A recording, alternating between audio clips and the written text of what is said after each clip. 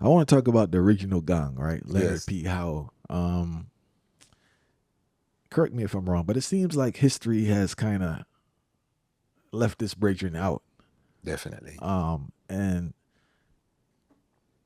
his accomplishments are like mind blowing, because you have the story of resilience in there, but more than anything, you have the story of accomplishment and actually executing what everyone's trying to do and everyone's still trying to do. Yes. He had a country within a country. Yes, I. So can you tell us about the brilliance of Leonard Howell and why he should be honored and praised amongst other heroes that we give the same honor and praise to? I think Leonard Howell is a perfect diaspora story.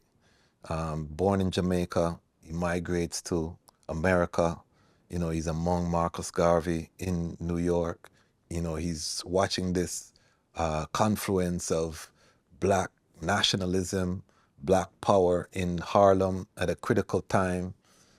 He returns home to Jamaica with a message, a revolutionary message, a messianic message, and he's able to take what he's learned in the UNIA.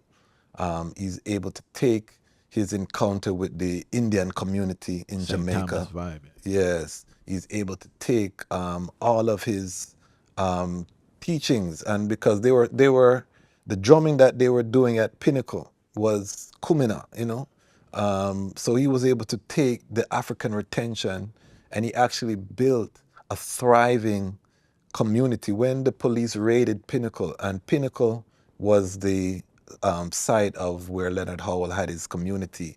They were finding a lot of money in the residences. It was a thriving community, and I tell people that Rastafari, we started the right way, and this shows the brutality of state intervention that destroyed that. This put us on the poverty trajectory because we didn't start it as a poverty movement. Leonard Howell, he was farming. They were entering into trade arrangements around the island. Yes, there was some ganja being planted, which the authorities use as a means to go in there and to infiltrate. But in terms of his system, how he set up his community, the fact that they didn't have conflicts there that were breaking down the community, the fact that he was able to be self-sustaining in Jamaica during the colonial time. Remember, this is not independent Jamaica we're talking about.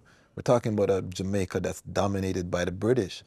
Leonard Howell has to get his flowers along with Archibald Dunkley, along with Charles Hibbert, who are also preaching of the returned Messiah in Haile Selassie. Because remember, Leonard Hall wasn't by himself.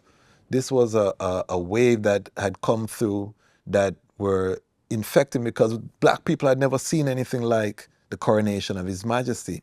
When that news came that white people were going to Africa to bow before this black king on the throne of King Solomon, and it's in the paper, descendant of Solomon and Sheba, and you never seen a white person bow to a black man. You can't even imagine that happening, and then you read about this in National Geographic, or you read about this in some of the publications of the time. This was a huge light in Jamaica where they were searching for some kind of identity to cleave onto, where they had been denied their humanity by this colonial regime. So Leonard Howell, returning from America as a member of the diaspora, and many of us in the diaspora go home to Jamaica and will know how difficult it is to work on the ground in Jamaica. So this makes his greatness even beyond, because he was able to return home.